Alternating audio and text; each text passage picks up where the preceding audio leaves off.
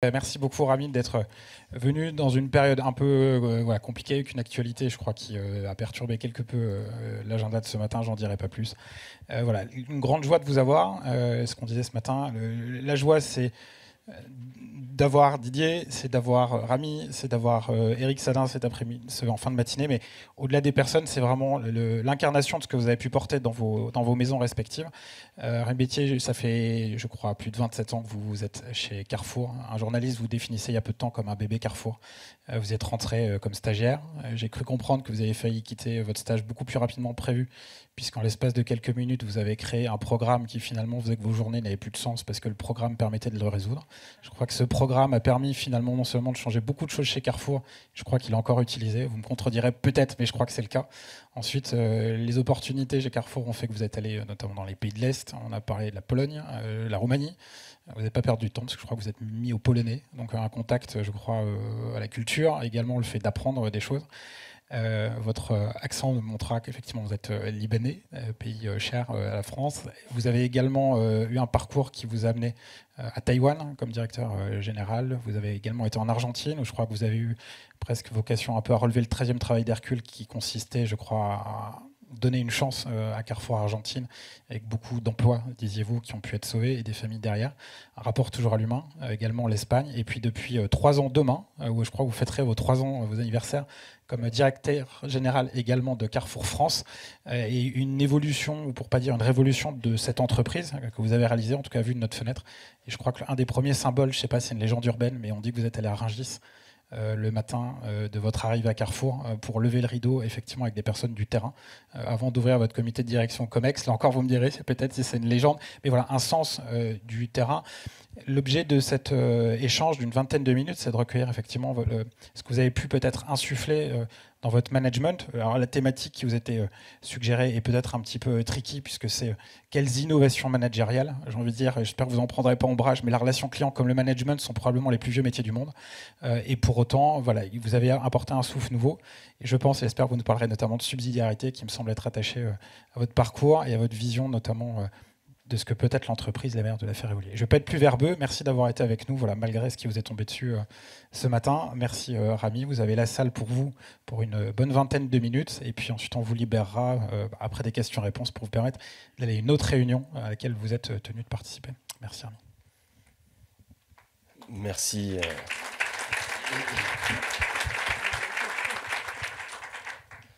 Merci pour cette introduction, pour vos mots. Bonjour à toutes et à tous. Et désolé pour mon retard, j'étais juste à côté en train de finaliser quelques actions pour la nuit qui nous attend. Alors, effectivement, demain je fête mes 3 ans à la tête de Carrefour France. Quand on écrit une stratégie, il y a 2 manières de l'écrire. Il y a une manière de l'écrire de top-down, il y a une manière de l'écrire bottom-up. Donc soit on descend d'en haut, en se basant sur des facteurs macroéconomiques, on comprend les patterns, les nouveaux comportements de clients, et on dit, ben voilà, pour l'avenir, il y a des changements démographiques, il y a des changements climatiques, il y a des crises financières, il y a ChatGPT, l'intelligence artificielle, etc. Je les prends en compte et je dis, voilà où ma société elle va aller. Il y a une autre manière aussi d'écrire la stratégie, c'est de bottom-up, c'est d'aller rencontrer mon client, mon employé, mon salarié, leur dire de quoi se plaint le client, de quoi se plaint le salarié. Eh bien, on sait précisément qu'est-ce qu'ils veulent et à partir de là, on remonte et on essaye de construire une feuille de route, donc qu'on peut appeler une stratégie. Ma méthode, c'est les deux. Donc c'est à la fois me baser sur des facteurs macroéconomiques pour bien comprendre le changement de comportement du client, du consommateur, mais aussi partir d'une base réelle. On fait un COMEX, un comité exécutif, une fois par mois. Et j'essaye qu'à chaque fois on fait un COMEX, je pars avec mes N-1 quelque part sur le carrelage, sur le terrain, pour être au contact avec le salarié et le client. Une fois, on est parti dans un magasin, aux Ulysses, donc dans le 91, et on arrive à 9 h du matin. Je dis au directeur du magasin de décréter la pause pour tous et toutes les hôtesses de caisse, parce que c'est le COMEX qui va prendre les caisses. Et effectivement, j'ai porté le gilet bleu et chacun des membres du COMEX a ouvert une caisse. Alors pour certains qui n'ont pas l'expérience d'ouvrir une caisse, on a demandé au caissier principal de rester à côté pour leur dire comment faire. Et au bout d'une heure, on a mis un peu moins d'une heure, et à la fin, on a fait un brief, et puis j'ai demandé à mes collaborateurs, qu'est-ce que vous avez appris? Le nombre de choses qu'on a appris, vous ne l'apprenez pas lors d'une réunion de comité stratégique, je vous dis la vérité. Alors que je fais les deux. Pour la petite histoire, moi, une cliente qui est passée à travers ma caisse, puis elle voyait que j'avais du mal parce que le code barre, il était illisible. Donc déjà, vous vous rendez compte qu'il y a des problèmes en amont. Et finalement, c'est le test de caisse qui va devoir répondre à toutes ces questions. Parce qu'en amont, il y a des gens qui n'ont pas fait le boulot correctement, à la perfection. Et donc finalement, c'est elle qui doit passer toute sa journée à présenter les excuses au nom de la société, etc. Et donc, il ne passait pas. Donc, j'essayais de taper le code. Et moi, j'utilise un doigt parce que je n'ai pas l'habitude. Et donc, la cliente, elle me demande si j'étais nouveau chez Carrefour. J'ai dit oui. Alors, à la fin, je dis à la cliente, est-ce que vous êtes satisfaite de vos courses chez Carrefour? Elle me dit, de ce magasin, je suis très contente. Votre directeur, il est excellent. Je le vois tous les jours. Très bien. Alors, il n'était pas très loin. Il était super content. Et je lui dis, elle me dit, par contre, de votre direction générale, j'ai dit, qu'est-ce qu'il y a avec la direction générale? Non, non, non, non, vous êtes à votre poste, ça ne sert à rien que je vous raconte. J'ai dit, non, racontez-moi, je peux remonter l'information. Elle me dit, mais remonter l'information, ils ne vont jamais vous écouter. J'ai dit, madame, je connais du monde, je vous assure. Et donc, elle me dit, écoutez, si vous pouvez remonter ça, ma fille a envoyé son CV pour postuler un poste vacant chez Carrefour. Elle n'a jamais reçu de réponse, ni positive, ni négative. Ah. J'ai dit, je vous assure, je le dirai au directeur général. Je l'ai écrit, et après, j'ai vu toute l'équipe de recrutement. Bon, on est 25 recruteurs, on reçoit 400 000 CV. Ils m'ont expliqué que ce n'était pas possible. Et donc, vous voyez, de fil en aiguille, on est remonté à la racine cause du problème et on l'a réglé. De manière à ce que maintenant, je ne peux pas vous garantir que chaque CV des 400 000 CV est traité vraiment au crible, mais chaque CV reçoit une réponse parce qu'on considère 400 000, quand même, c'est des 400 000 clients, eux, leur famille et tout ça. Donc, on ne veut surtout pas les fâcher. Donc, en partant de là, une autre expérience, on est allé avec Alexandre Chertok au call center. Et moi, j'ai pris le casque. Mon équipe a pris le casque. Et puis, une cliente qui appelle, un problème avec le bon d'achat du programme de fidélité. Bon, je n'avais pas la réponse, naturellement. La personne était assise à côté de moi. Et elle m'a dit, pour faire ça, il faudra appeler, pour répondre à la cliente, il faudra appeler tel service. Comment appeler tel service? Elle me dit, voilà, tel numéro. Pop, pop, pop, pop, je compose le numéro. Bonjour. Donc là, j'appelle mon équipe qui doit me donner une réponse pour répondre à la cliente. Bonjour, c'est le call center service client. J'ai besoin d'un renseignement, s'il vous plaît. Patientez. Je patiente, il n'y a pas de problème. Alors, elle me fait patienter 3 minutes. Oui, c'était quoi? Il y a une cliente qui attend. Là, je ne peux pas. Mais comment ça, vous ne pouvez pas? Il y a une cliente qui attend. Ah oui, mais elle attend, hein, mais moi, je ne peux pas. J'ai dit, mais pourquoi c'est comme ça? Vous avez un manager? Ah, mon manager. Il n'est pas là, mon manager. J'ai dit, bon, ok, si ça ne va pas, ça veut dire que c'est moi qui ne va pas, en fait. S'il y a un problème dans ces processus-là, c'est à moi de les régler. C'est pas à cette dame, c'est pas à la cliente. Bon, finalement, Quand je lui ai dit qui j'étais, elle a pensé que c'était une radio qui l'appelait. Je dis non, non, c'est vraiment, c'est vraiment moi. Mais le manager était là, le directeur était là, tout le monde est venu. Mais au-delà de cette expérience, au-delà de cet incident, qu'est-ce que j'apprends? J'apprends que lorsque vous descendez seulement du haut en bas, vous connaissez une partie indispensable de la vérité, mais loin d'être toute la vérité. Et quand vous descendez de bas en haut, vous possédez une partie indispensable à la vérité. Alors bien sûr, elle n'est pas complète parce qu'il vous faut quand même tous les facteurs de la macroéconomie. Mais c'est cette remontée de bas en haut, elle ne se trompe jamais. La probabilité que vous vous trompiez dans la résolution de problème, elle est nulle. Parce que vous partez du problème du client. J'ai donné à l'ensemble des hôtes et hôtesses de caisse chez Carrefour un petit carnet. Je leur ai dit, quand le client se plaint de quelque chose en passant en caisse, vous notez la plainte, vous prenez ça en photo et vous me l'envoyez sur cette boucle WhatsApp qui s'appelle remontée client des caisses. Et donc, une fois par semaine, moi, tous les samedis soirs, j'ai l'ensemble des réclamations des clients en direct qui sont passées à travers les caisses cette semaine et j'ai les 3 réclamations les plus importantes, les plus fréquentes. Au mois de novembre, la réclamation la plus fréquente, c'était les clients, ils se posaient la question « Pourquoi vous êtes obligé de m'imprimer le ticket ?» Ça, c'est pas utile, c'est pas bon pour la planète et j'ai beaucoup de papier et franchement... Et donc, on a pris la décision d'arrêter d'imprimer les reçus, donc les tickets. Au mois de février, la première demande, pourquoi vous avez arrêté d'imprimer les tickets? Pourquoi? Parce qu'entre novembre et février, il y a eu quelque chose qui s'appelle l'inflation. Les prix ont augmenté de 25% sur certains produits. Nos clients qui a l'habitude de payer 36 euros, là, ils payent, c'est 49 euros. J'ai pas le ticket. Qu'est-ce qui s'est passé? On m'a volé, je me suis trompé. Il est où mon ticket?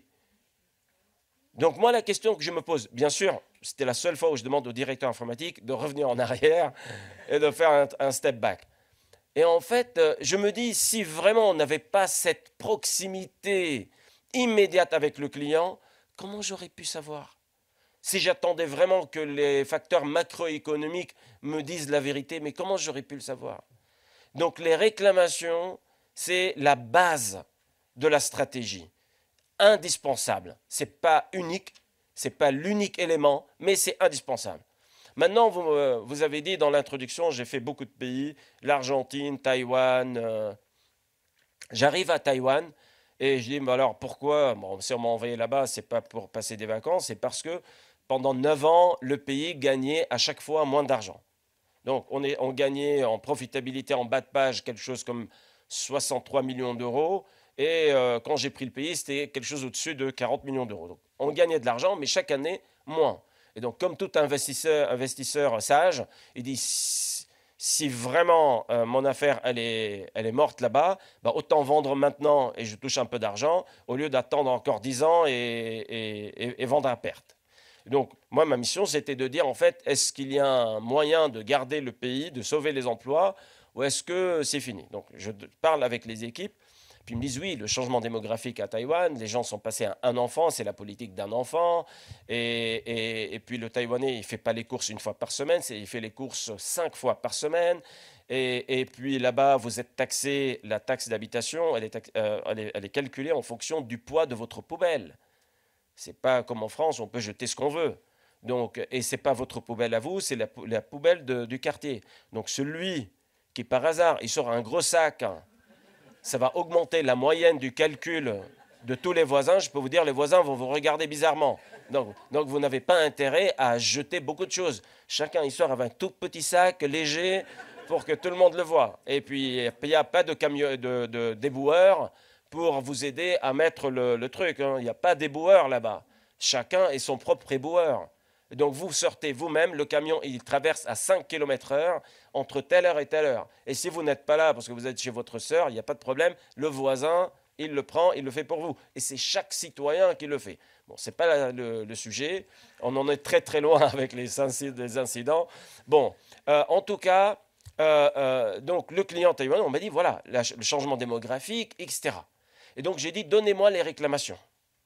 Et c'est vrai, pendant la première semaine, moi je connais personne à Taïwan, j'ai aucun ami.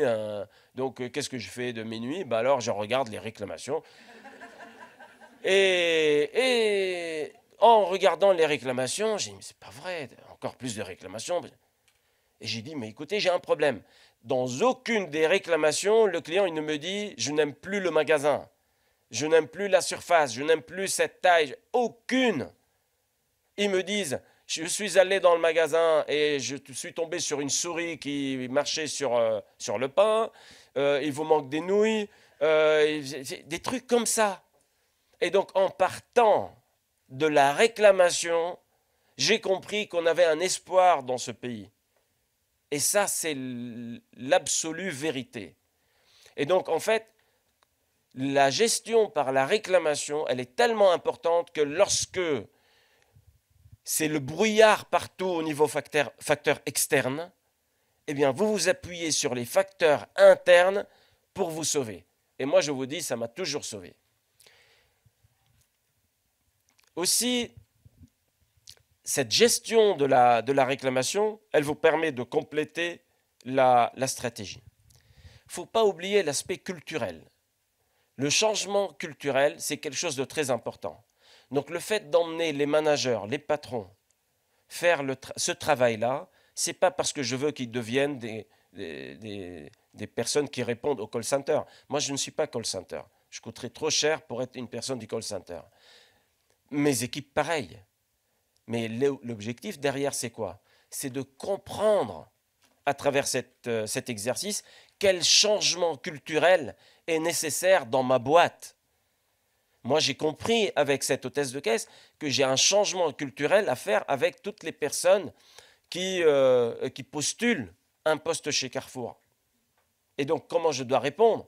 J'ai compris de l'expérience au call center que ce pauvre collaborateur au call center, il n'a pas tout le monde à sa disposition, alors que le client est la personne la plus importante de notre journée. Donc j'ai compris dans la culture qu'on met sur les PowerPoint Customer Centricity, le client est au centre de notre affaire, alors qu'en réalité, il n'est pas au centre de notre affaire, parce que lorsque je regarde, j'appelle la personne pour m'aider, elle me dit « attendez, mais moi j'ai un client », que le client attende. Si le client doit attendre, ça veut dire que le client n'est pas au centre de notre affaire. Et c'est ça la différence entre le premier niveau du oui et le deuxième niveau du oui. Est-ce que vous êtes centré client? Ah oui, nous on est centré client. Ça c'est le PowerPoint. Ça c'est le premier niveau du oui. C'est très facile, tout le monde est d'accord, c'est fait. Mais si c'était aussi simple, le deuxième niveau du oui, c'est walk the talk, c'est comment je montre réellement que quand j'ai un conflit entre un intérêt financier et un intérêt du client, c'est le client qui prime. Ah, ça c'est du deuxième niveau. Quand j'ai mon chef qui me demande en réunion et j'ai le client qui me demande en appel, est-ce que je donne la priorité au client? Quand j'ai une réunion structurelle et quand j'ai une urgence client, sur quoi je passe mon temps? Sur quoi je passe mon agenda? Donc le fait de dire le client est la personne la plus importante de notre journée, c'est quelque chose qui réclame un changement culturel. Et ce changement culturel ne s'opère pas en 24 heures. Donc il faut bien identifier les changements culturels nécessaires. Parce que toute la culture n'est pas à changer. J'ai dû gérer des filiales qui étaient vraiment dans la catastrophe la plus totale. Et j'ai fait des réparations culturelles, mais ça n'a jamais été 100% de changement culturel, des évolutions culturelles. Par exemple, on a écrit dans les évolutions culturelles ici maintenant, une pyramide qui vous dit la chose suivante.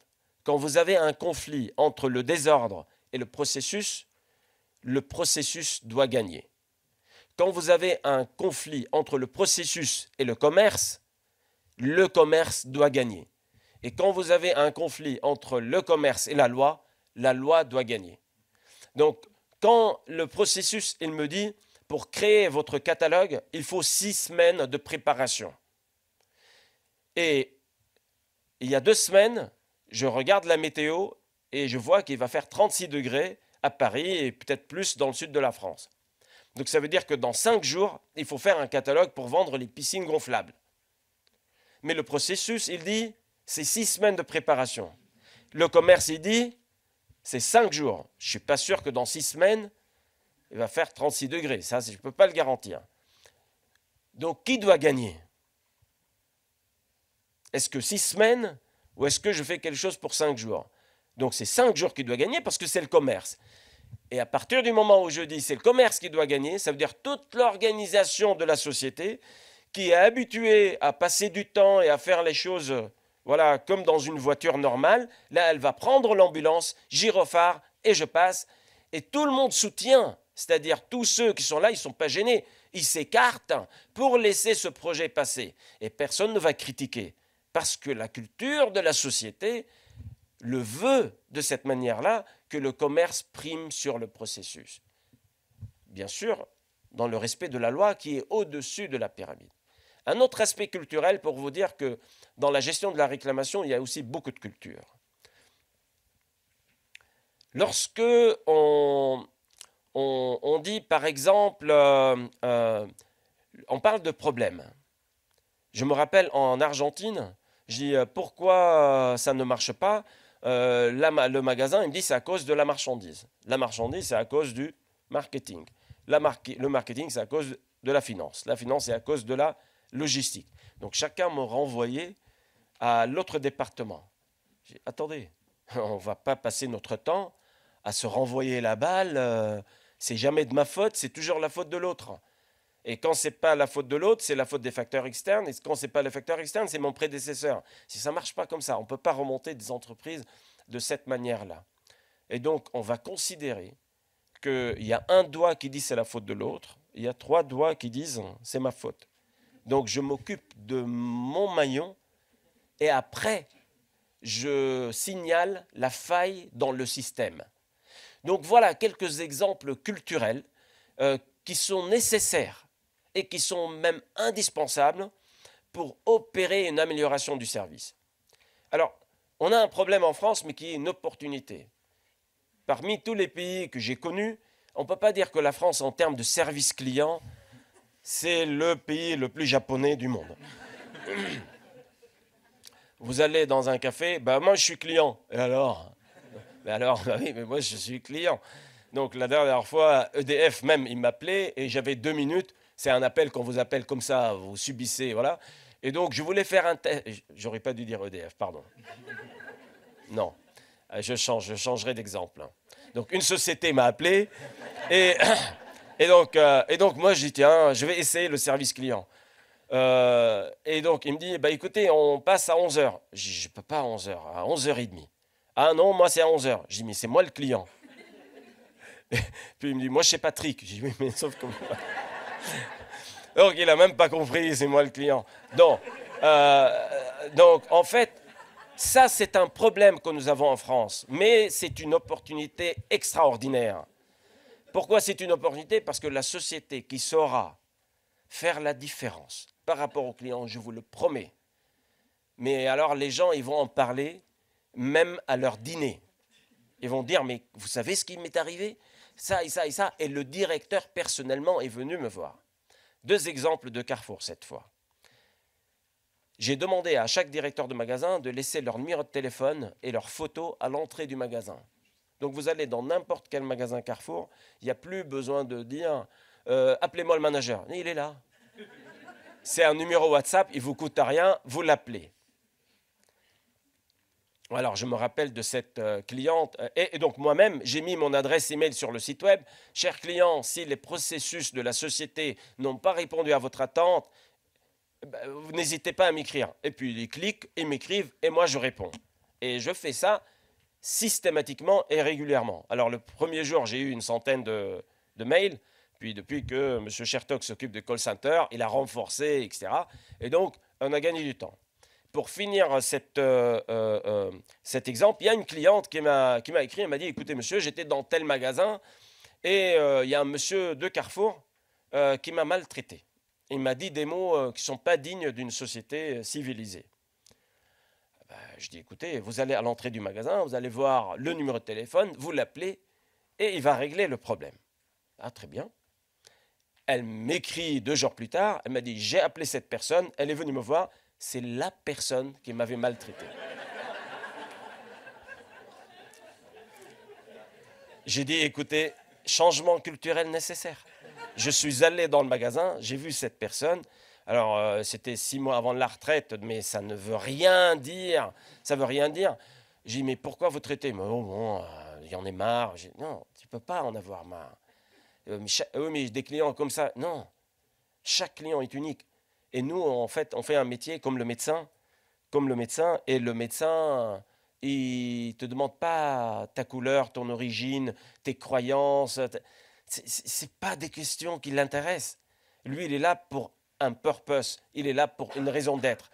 Et nous, notre raison d'être, eh bien, chacun de nous, il a une raison d'être. Et moi, ma raison d'être, c'est de nourrir les Français, de les aider à avoir un bon produit, au bon prix, avec le bon service. À partir de là, je considère chaque client comme s'il est l'unique client de ma société.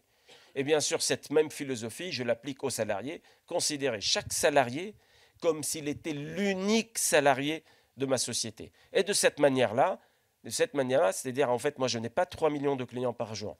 J'ai un client, plus un client, plus un client, plus un client. Et de cette manière-là, on redonne de la valeur et de la bienveillance à l'humain. Et le client, surtout dans un cadre où le service n'est pas vraiment quelque chose de très culturel, eh bien, ça, vous pourriez faire la différence. J'espère avoir répondu à vos attentes et je suis à votre disposition s'il y a des questions. Merci beaucoup.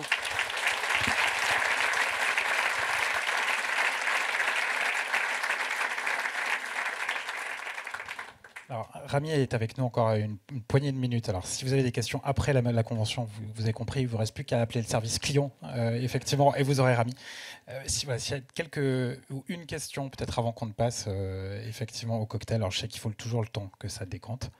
Peut-être un point sur la notion de subsidiarité, puisque je sais, Rami, que vous êtes également officier de réserve dans l'armée de l'air et de l'espace. Et je crois que lors d'un échange avec une de vos homologues, du coup, officier supérieur, vous parliez de la subsidiarité. Et qu'est-ce que ça a pu vous apporter ou consolider ou renforcer dans votre conviction de donner les marges de manœuvre au terrain?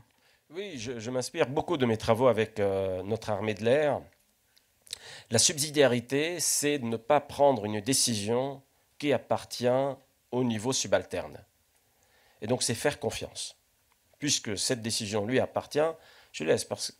Et cette subsidiarité, elle est très importante. Elle est plus importante lorsque les équipes sont plus nombreuses et plus staffées. Et donc, sans la subsidiarité, il n'y a pas de délégation. Et la subsidiarité, c'est le signal d'une culture de confiance. C'est-à-dire, je te fais confiance. Et on peut appeler ça la décision à 2 niveaux. Il y a dans certaines cultures, il faut 3 mois pour prendre une petite décision. Acheter une chaise, il faut